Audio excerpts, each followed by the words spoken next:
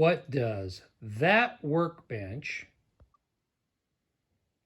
this bolt bin, these bolt bin drawers, and this pile of scrap have in common?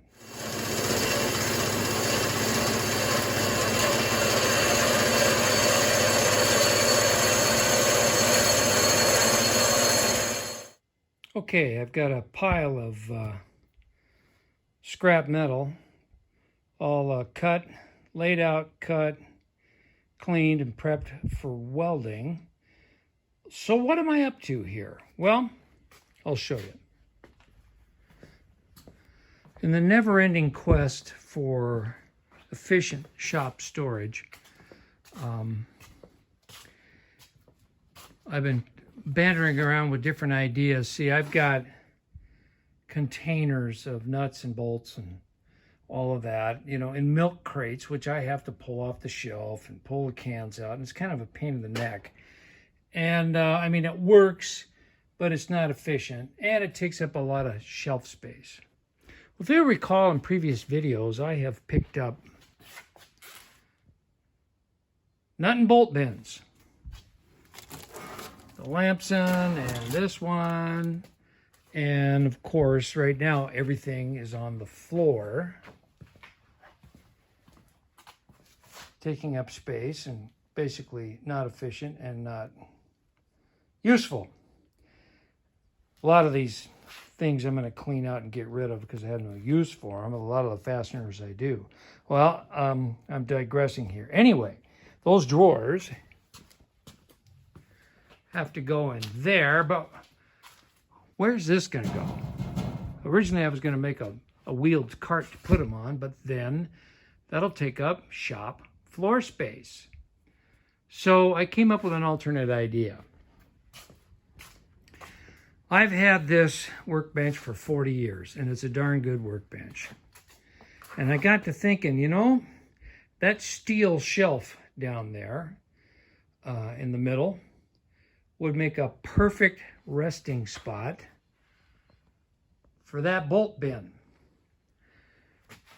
These items that are currently occupying the shelf, I can, some of the things that are underneath are going away, and I've got more room over here where this seldom used stuff can go underneath.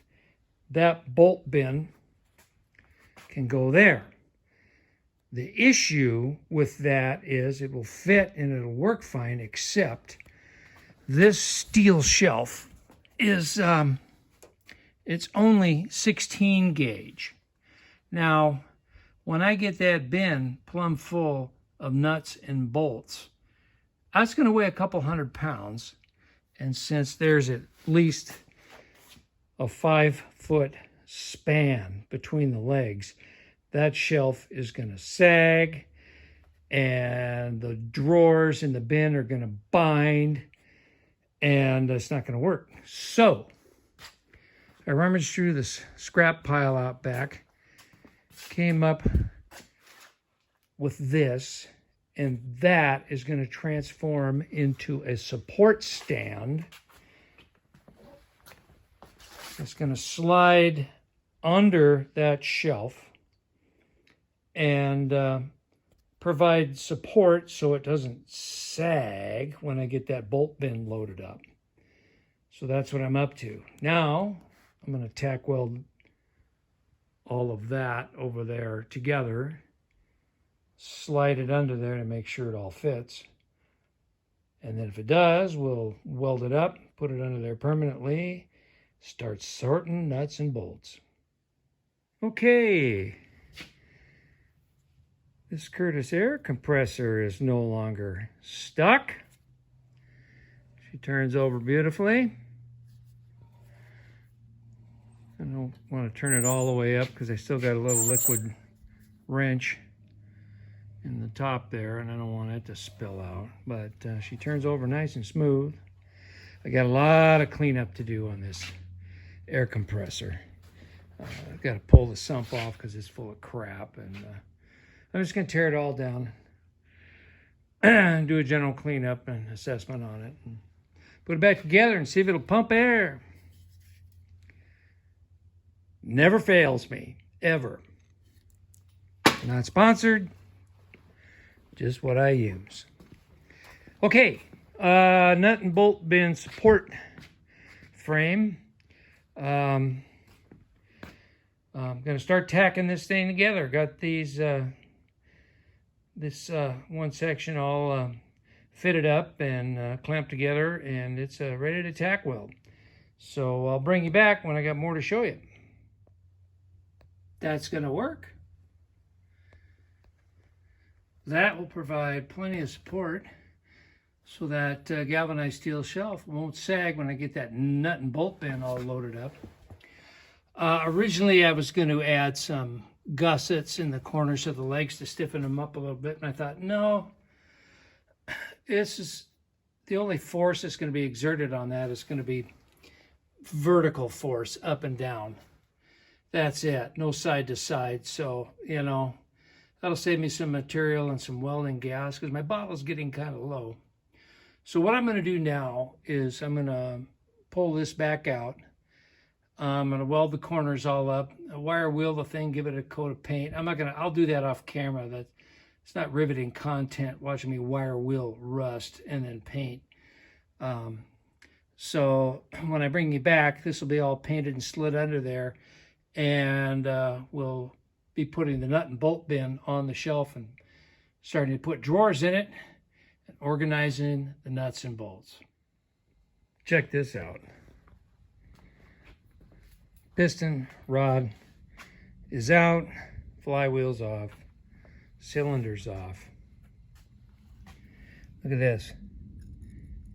The rings are not stuck.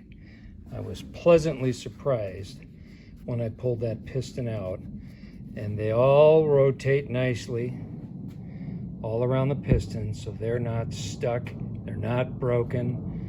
I inspected the piston, although it's quite grungy. There's no evidence of scuff marks. Everything is tight. The Babbitt bearings on the rod caps, all real good. The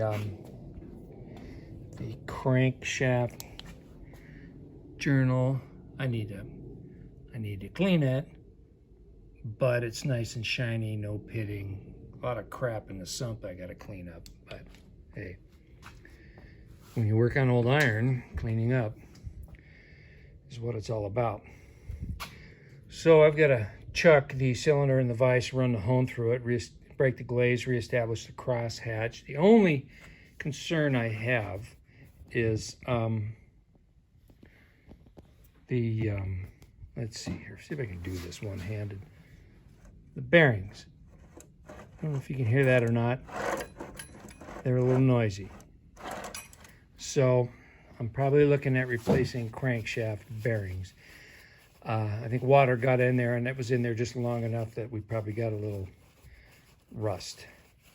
So, and they're nothing special. They're Timkins. 25, 23 is what's on the race. I looked that up online earlier. They're available everywhere. They even fit the front axle spindles of 52 to 55 Chrysler. So obviously it's a bearing that's been around a long time. So yeah, I'll pull that. I got to get this off, get the crankshaft out, and get the bearings out. And yeah, but okay, enough about this. I'm actually building the doggone support stand for the bolt bin. I got to finish wire wheeling it and get some paint on it. All right. The stand is all wire wheeled and painted and slid under there. Because the bolt bin has a flange bent to the outside on 3 sides, including the bottom, I slid, can't see them, but I got 2x4 blocking underneath there. And that's also to lift this up to clear the edge of this flange on the steel shelf. So that's going to work. Slides beautifully. I have some room on top to put some things. I still have storage on that side, and I still have a lot of room underneath the bolt bin to put other junk stored neatly under the lower shelf of the workbench. So yeah, not sponsored, just what I use. I'll coat the inside of all these cubbies with a little of that liquid ranch silicone spray so the drawers slide a little easier. I'm also probably paint the drawers. You see there's a little rust there. I've already wire wheeled the inside, wiped it out with a little odorless mineral spirit so the paint would stick well. And I think I'll go ahead and do that to all the drawers once I get them emptied out. That's going to be kind of a long-term project. There's a lot of junk I got to sort through. I'm not going to film any of that. That's kind of boring, sorting through nuts and bolts.